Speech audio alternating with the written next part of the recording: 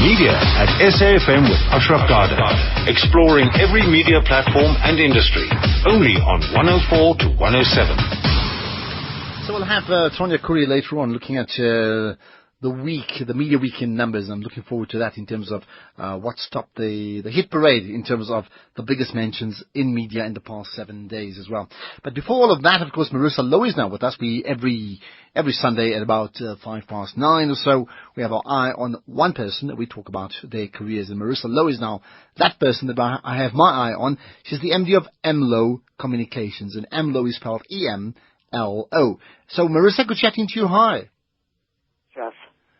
Marisa, are you there? Yeah? I'm here. Can you hear me? Okay, yes, good talking to you. So let's start with the name, Louw Communications. I think I know what it means, but you better tell me. Well, it started off very early in my career. Colleagues started calling me M.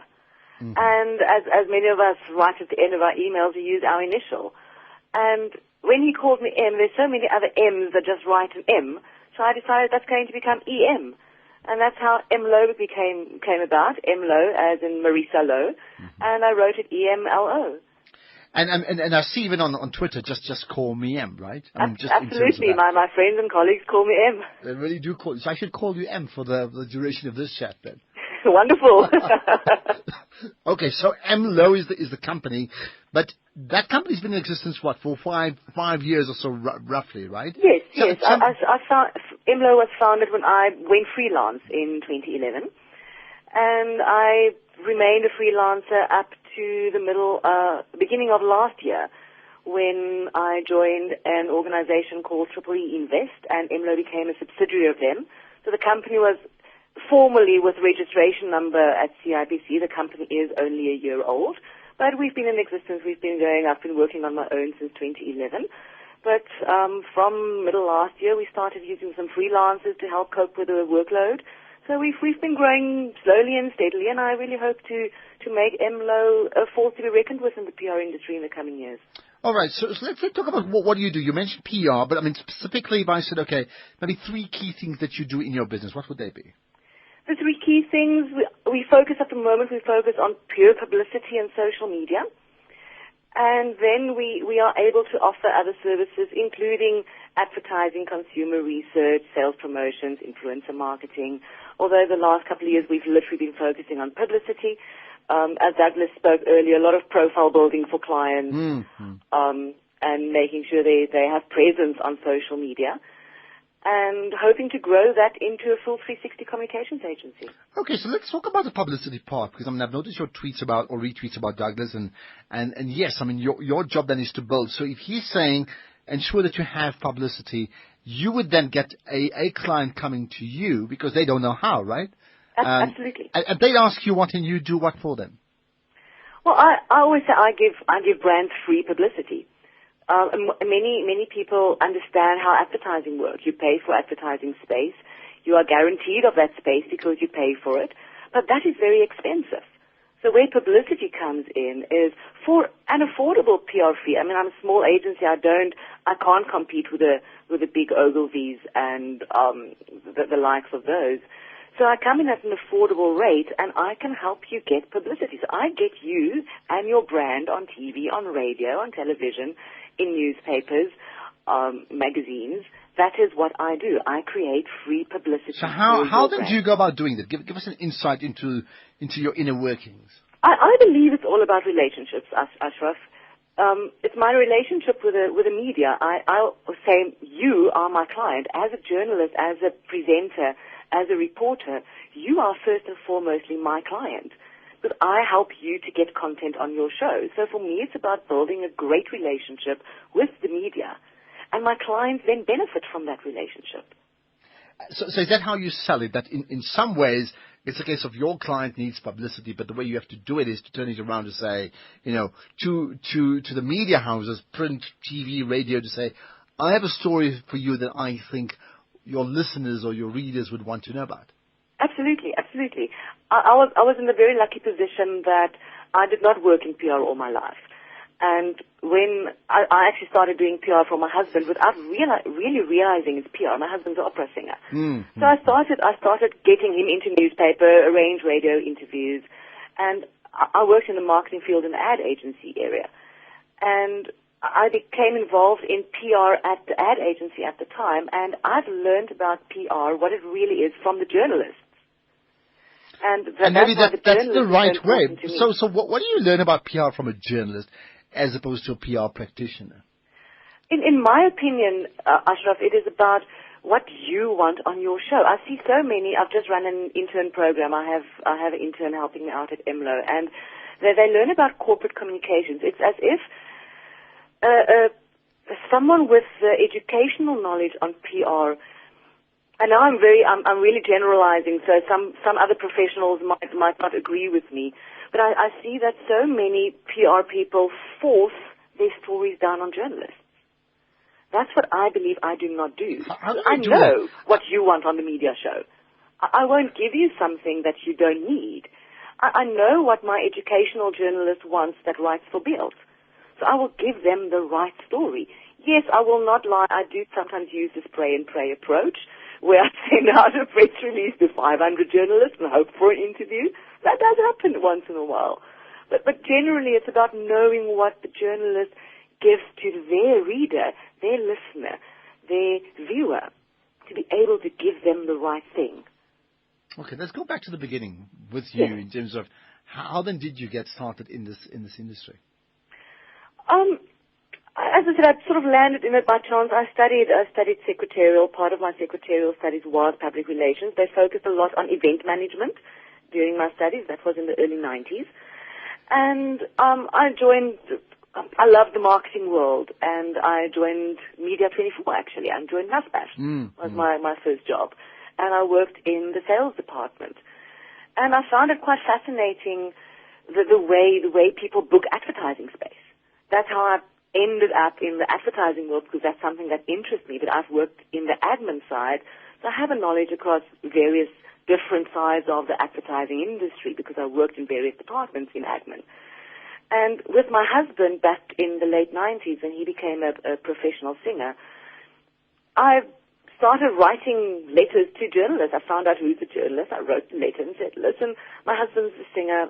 Can't you profile him? And that's what started off my love for PR. That love of seeing my client, my husband in this instance, on television, and the results that brings. And when I'm at an ad agency, my last agency was McCann World Group, I eventually became involved in their internal PR. I found that we always did work for our clients, and we shouted about the work for our clients, but we didn't really shout about what we did, our role we played for the client's success.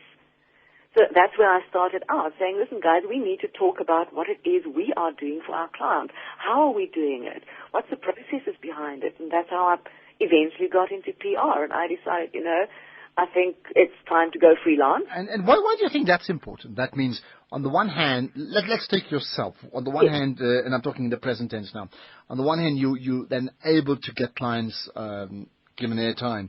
But then at the same time, you're saying, once you do that, and I noticed, I think a few days ago, we interviewed somebody that you had put onto us, that you were very clear about, like, hey, one of our clients are on the air. Why? Which obviously gives credibility to your organization, to your company, right? Why is that important? I think it's important because, we, as agencies, we often neglect talking about ourselves. And to build our own brands, it's important for our clients to be out there. Could our clients talk about us? I believe PR is one of the biggest word-of-mouth tools out there. And that is the way to get people to talk about what we do as agencies. I really find it's a lack in the agency industry that we always talk about our clients, but we don't talk about what we do. Isn't that because the job of your agency is to actually service clients and not yourself? There's a very fine line, Ashraf. You do have a point there. Yes, it is to service the client. However, if we want to grow our agencies, we need to talk about what it is we do for our clients. All right. So let's then reflect. I mean, maybe you can throw in even the work you've done for your husband, right? But maybe 3 campaigns that over a period has given you the greatest of pleasure. I would start with my work that I did for the South African Maths Foundation. Mm-hmm. They were a client of mine from 2011 to 2014. They decided to take PR in-house, which was a very sad decision for me. And I worked with them. They're basically the National Office for Mathematics in South Africa. And in the 3.5, 4 years I worked with them, we grew the first round Maths Olympiads entrance for high school children from 20,000 to 80,000 children. So for me, that's a highlight in my career as a freelancer in PR, to help a non-profit organization create a publicity for mathematics.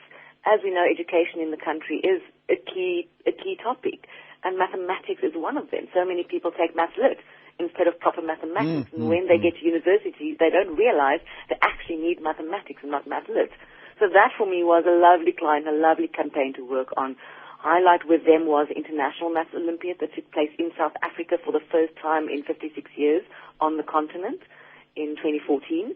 That was a huge project to work on. We had lovely media exposure as teams arrived at the airport, and throughout the period we helped raise money for hosting the event. And that was really a lovely campaign. Another campaign that I can say stand out for me is one that I'm busy with at the moment. It's a new client of mine, a pro bono client for Pathways Roodepoort. They're a care center for disabled children. I started doing their social media for them in November last year, so it's really a new client. Okay. But it's so, I find such pleasure in helping an organization that does not have the funds to pay for PR, which is one of the things MLO would like to focus on, is helping the smaller organizations who thinks that marketing and advertising is expensive to get their brand. You might get a whole lot of people now coming after you. It's like, okay, I need to check out MLO and see how they can assist, because as you know, especially smaller companies, very, very cash strapped, as one would expect, right? Yeah. What then for you are, maybe some of the key ingredients that goes into pulling off, in fact, a very successful publicity campaign on behalf of a client?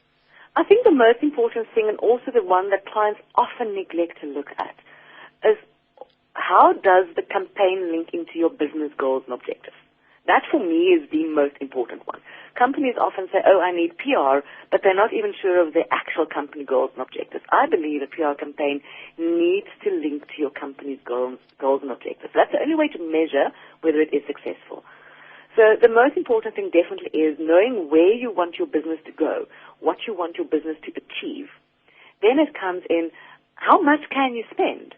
Because I believe you can get from A to B, regardless of whether you have R1 million or 200,000. There's just different things that you need to take into account. And so if I need to then look at a point 2 and a point 3, I would say a successful publicity campaign also goes about client understanding the time investment that they have to make. I believe profiling, as Douglas said, is really a key aspect of a good publicity campaign. Even if it is a consumer campaign, your face of the business needs to be profiled so that the brand can get the publicity as well. And then lastly, I believe it's very important to integrate PR with the rest of the marketing strategy. PR is not a standalone. That is the one thing I would like. It is already changing. I would like to see that change more, that PR becomes part of the overall market. Okay, so you made the point about, for you it's a specific focus on PR and social media, but you want to be this 360-degree agency. So if PR integrating as rest of the within part of the greater marketing strategy, is that something that you're involved in, or that has to be done by other agencies? No, I am definitely involved in that. If I look at MLO, yes, sometimes I partner with other agencies in order to be able to do that. But I do have a team of freelancers that I've built up, contact friends in the industry over the last 15 years that I bring in as freelancers if we have to do an advertising campaign. I have designers, I have art directors, I have creative directors. So we can do it. Although, as a small agency, I think it's easier to partner with an existing advertising agency if I would like to get into the 360 space right now. Let's talk about your team. Who's the current team that makes up MLO? Tell me about the names of the people and what they do. At the moment, I run the majority of execution new business. Then I have a freelancer by the name of Mbali Ndlovu, who helps me out from a strategy point of view, on high-profile clients when I run projects, because I do, outside of my retainer clients, I run a lot of projects at the moment, smaller, short-term projects. So I bring her in from a strategy point of view. I also have a colleague from a past agency called Oteng Majuta, who I bring in on a freelance basis when it's necessary for client service. Then I have a lovely student helping me out as an intern at the moment, Shannon Barnard. She's from the University of Pretoria, currently a third-year student for 2017. And then I have a new thing that I would like to start focusing on, since it's a big trend for 2017, that's virtual reality and 360 content. And I've met a lovely young gentleman by the name of Marisa Louw, who will be helping me out with that on a freelance basis. So let's talk about your social media work then. I mean, you do it on behalf of clients as well, right? Yes. So to what degree is it advice and strategic advice, and to what degree is it also physically owning or handling their accounts? At the moment, it is, I would say, 80% handling the account and 20% strategy, if I have to put it that way. Client, because I work with smaller clients, they have their strategy in place that they've developed in-house. I then take their strategy and their key messages. I look at their target audience, and I literally manage their social media. I help them grow their followers organically, because as a smaller client, there's no money to put advertising into social media, although I know it works because I do use it for myself. And it's about making sure that I understand my client's target audience, make sure I follow the right people so that we can get the right organic following and the right reach and engagement. Can you give us examples of maybe a client that you work on, that you can share your practical experiences with them? One of the clients that I've been doing social media for the last 3 years is a company called Triple E Training. They do adult basic education and training for the purposes of skills development for your BEE scorecard. Mm-hmm. And a very interesting thing that I found for them when I did research is companies often say, I need to be on social media. So they go onto Twitter, Facebook, LinkedIn as main ones and say, I need to be on all those channels. Mm-hmm. From an HR manager point of view, who are their main target audience, they're not on Facebook. They're not on Twitter either, strangely enough. They're all on LinkedIn. Mm-hmm. So we focus our efforts on LinkedIn, grow our engagement on LinkedIn, but keep brand visibility on Twitter and Facebook. And it's a really lovely client with a lot of insight after 4 years of working, experimenting. That's the thing with social media. It's a lot of experimenting as well. We are becoming data scientists. I read an article recently that PR people are actually becoming data scientists, which is the part of my job I love. I love doing the analysis. I love looking at who sees the tweets, who engages on Facebook, and that we take and we change content strategy based on what it is, who our audience are on the various social media. You probably know a lot more about people like us than we know ourselves, but that's another whole debate for another time.